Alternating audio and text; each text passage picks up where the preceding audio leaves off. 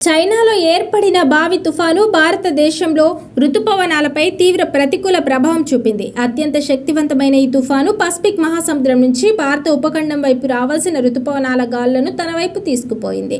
దీంతో ఉత్తర హిందూ మహాసముద్రం పరిధిలోని బంగాళాఖాతంలో అల్పపీడనాలు ఏర్పడడానికి అనువైన వాతావరణం లేకుండా పోయింది. దీని ఫలితంగా బంగాళాఖాతం బలహీనంగా మారింది.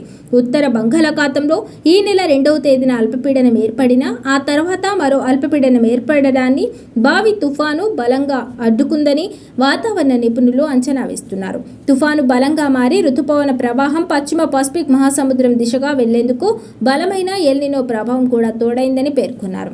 ఫలితంగా దేశంలోని అన్ని ప్రాంతాలకు తేమ గాలులు వెళ్లకుండా అవరోధం ఏర్పడిందన్నారు. రుతుపవన గాలులు దక్షిణ చైనా సముద్రం తీరం దిశగా వెళ్లినప్పుడు భారత ఉపఖండంలో తీవ్ర వర్షాభావ పరిస్థితులు నెలకొన్న సందర్భాలు ఉన్నాయని వాతావరణ నిపుణుడొకరు వ్యాఖ్యానించారు.